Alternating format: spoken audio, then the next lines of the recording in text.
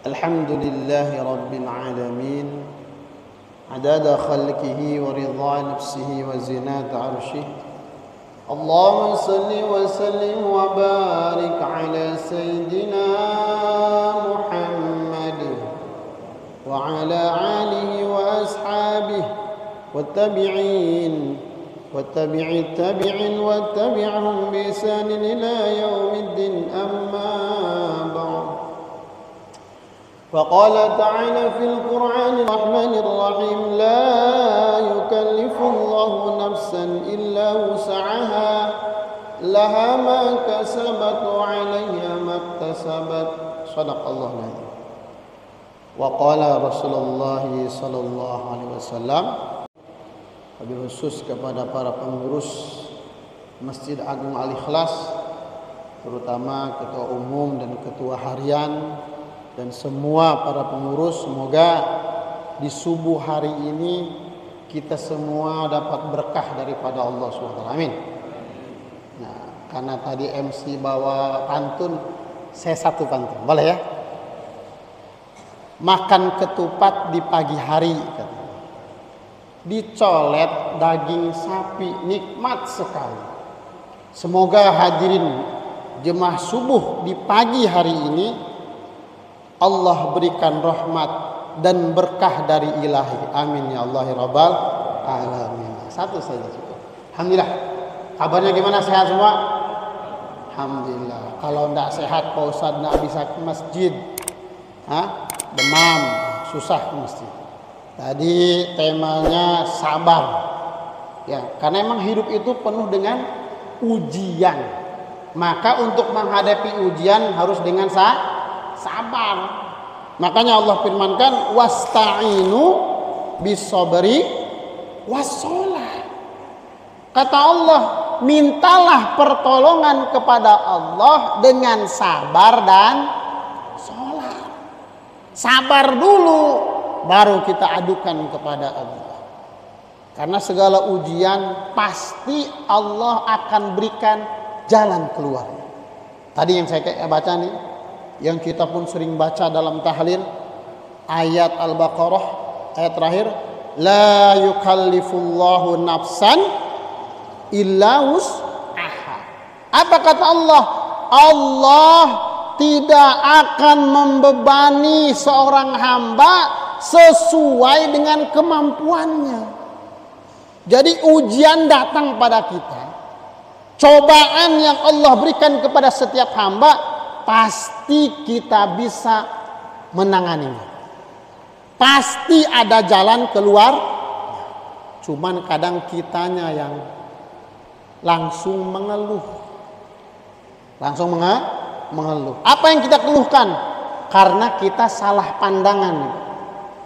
Mata kita yang salah nih, pandangan hidup yang salah.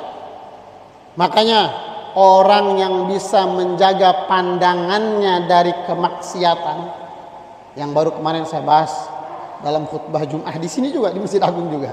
Jadi Jum'ahnya di Masjid Agung, subuhnya pun di Masjid Agung, double pokoknya. Jadi orang yang bisa menjaga pandangannya dari kemaksiatan, pandangannya hanya mencari ridha Allah saja, Allah akan berikan 3 saja. Ya, gak usah banyak-banyak kita bahas. 3 hal yang Allah akan berikan di dalam hidup kita. Apa yang pertama? Yang pertama, Allah akan berikan kenikmatan dalam ibadah. Jadi kalau kita nih pandangannya baik karena Allah, bukan pandangan kemaksiatan, ibadah itu akan nikmat, enak, tentram, damai. Kenapa? Karena kita berangkat untuk mencari ridha Allah. Dan pandangan ini Allah berikan, memang diperintahkan oleh Allah untuk dijaga. Di dalam surat An-Nur, qul lil mu'minin yaghudduna min absarihim. Apa kata Allah?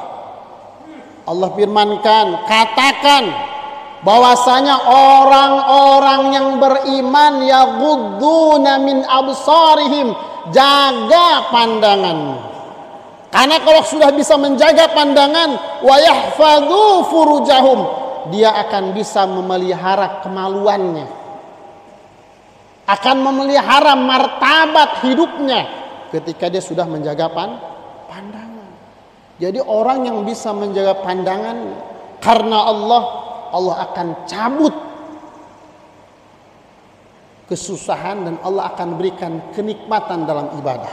Yang pertama, Allah akan berikan kenikmatan dalam ibadah. Jadi ibadah nikmat. Yang kedua, orang yang menjaga pandangannya, Allah akan cabut kesusahan hidupnya. Jadi hidupnya itu tenang, tentram, damai, aman. Jadi susahnya hidup kita nih Bapak Ibu yang mulia dikarenakan salah pandangan kita. Contoh, tetangga kita nih beli mobil. Nih, tetangga beli mobil, kita nih pusing kepala. Bahkan demam melihat tetangga beli mobil. Kenapa? Karena pandangannya maksiat. Di dalam hati, ini kerja apa beli mobil nih? Jangan-jangan bawa tuyul. Nah, pandangannya jelek. Coba kalau pandangannya karena Allah. Alhamdulillah tetangga saya beli mobil.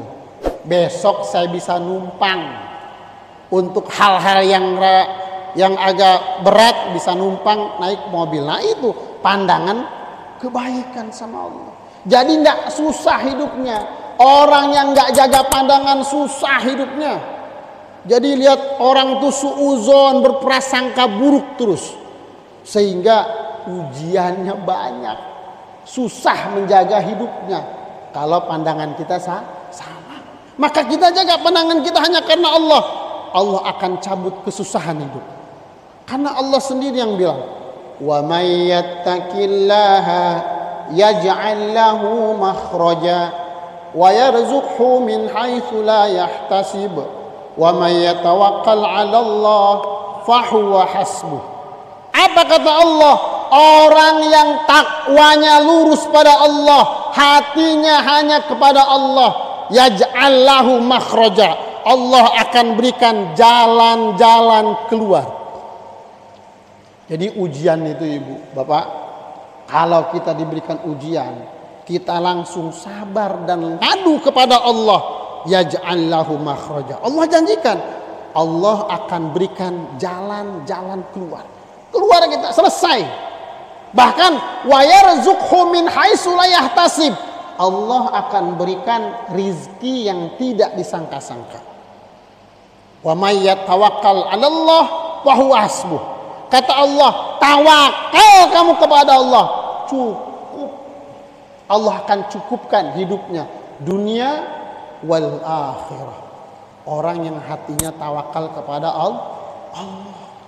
Maka kalau kita dapat ujian, dapat cobaan, baik dia ekonomi ataupun ujian lainnya, baik dia bahtera rumah tangga dan lain-lain, maka adukan pada Allah. Karena ujian ini Bapak Ibu yang mulia adalah garam dan gulanya kehidupan kita. Allah firmankan dalam surat Al-Insyirah 2 kali diberikan. Fa inna ma'al usri yusra. Inna ma'al usri yusra. Apa kata Allah? Maka sesungguhnya di dalam kesulitan ada kemudahan, katanya. Diulangi lagi, sungguh di dalam kesulitan ada kemudahan. 2 kali. Jadi sulit dulu, Allah akan berikan kemudahan. Di dalam ayat lain, walladzina jahadu fina lanahdiyannahum subulana.